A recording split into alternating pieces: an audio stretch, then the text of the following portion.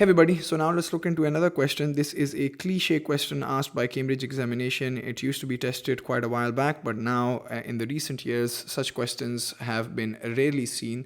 So there are very high chances that such type of questions may be tested in the upcoming examinations, right? So it says the structure of some polymers are shown. You're given certain polymers and it says answer the following questions about these polymers. Each polymer may be used once, more than once, or not at all. And he's given you certain options, right? So in addition, polymer, which one is a protein, which one is this. So let's look at the structures.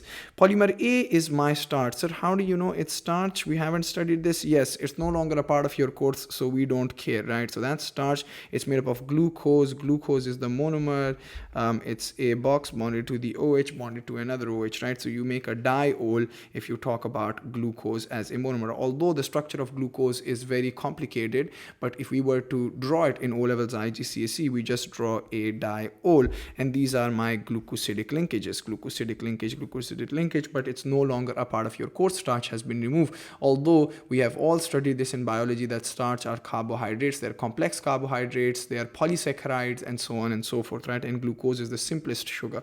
Then if you check polymer B out, how do you go back into its monomer? I just want to give you guys certain, I want to recall your concepts with regards to organic chemistry. That's the main purpose of these videos. So if I want to go back into its monomers, we put a cut at the linkage, and we are going to put a cut right here. We're going to put a cut right here. We're going to put a cut right here. And between two cuts, you're going to have your monomer. Sir, how do you know this is the linkage? Well, this is my ester linkage, carbonyl-carbon bonded to the O. That's my ester linkage right here. And between two cuts, you're going to have your monomer. So if I check this out, between two cuts, this is my two cuts, and these are my two cuts. And if you check, if you notice something, essentially it's the same monomer, right? So if I want to draw the monomer, it's going to be the carbonyl-carbon, and obviously that's my carbonyl-carbon, and it used to be a carboxylic acid. So the carboxylic acid lost its OH, and that's why it became a carbonyl-carbon. So give it back its OH. The carboxylic acid takes back its OH. That's the box right here, and this O must have lost the H. So that's my monomer. And if you notice, these boxes are not shaded alternatively as well, right? So that even further reiterates the fact that it's the same monomer, multiple COOH and OH. These multiple monomers came into contact with each other. They underwent a condensation, polymerization, and they became this particular polymer. And if I say this, I can safely say that it's my polyester, right? Safely deduce. Why? Because you have this beautiful ester linkage, right? These are my ester linkages. Then if you check C out, again, if you want to check out which monomers are in polymer C, you just put a cut at the ester linkage, put a cut at the ester linkage, put a cut at the ester linkage. We know it's an ester, it's a polyester because it has the carbonyl-carbon single bonded to the O. That's the ester linkages. Now, between two cuts, you're going to have your monomer. That's monomer uno, and that's monomer dos. Right, so these are my monomers. Obviously, this is my carboxylic acid, and that's my alcohol.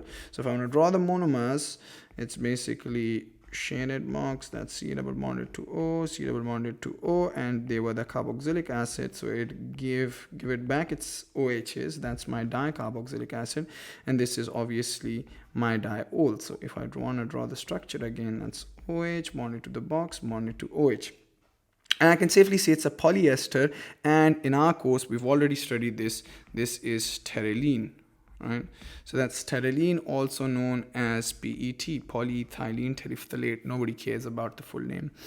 Then if you check D out, so I can say that's also a polyester. This is also a polyester.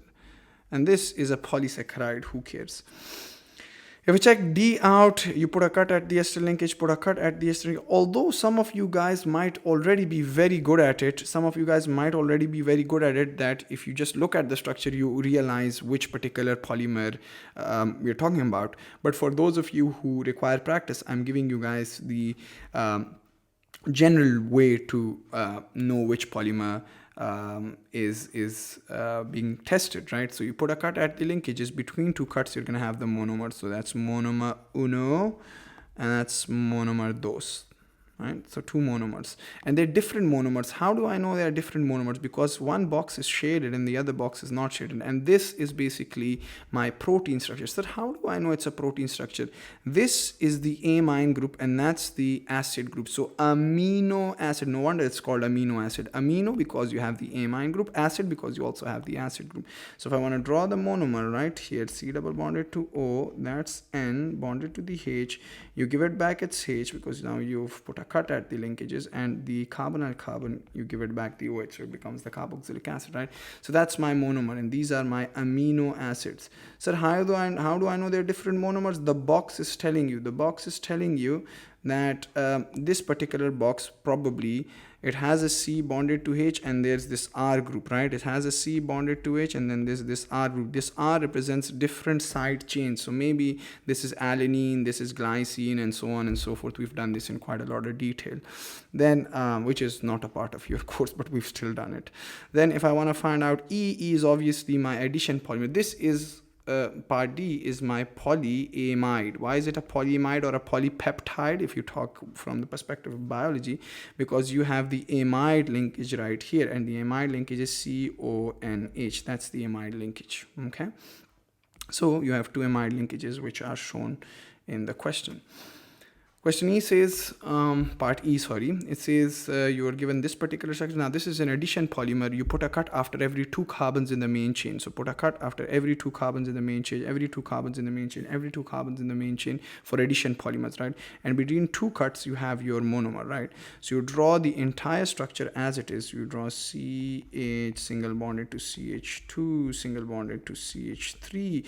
And then because you've put these cuts right here, this will form the double bond again, because that's how addition polymers form. There must be a at least one carbon-carbon bond which is not a single bond, right? So you give it back its double bond. That's why it's an addition polymer. If you want to name it, it's meth-eth-prop. It's prop-1-ene, right? So it's prop-1-ene. So that's my addition polymer. Done. And it's made from obviously your alkenes.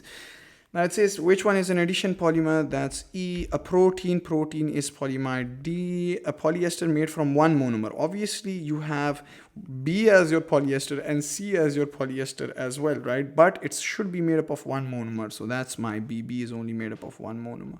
So write this down. That's B. Pterylene is right here. C. That's we've already done this. So that's right. C. A complex carbohydrate, no longer a part of your course, but that's a starch. Done. See you in the next bit. Bye bye. Ciao. I hope you got it. Bye peeps.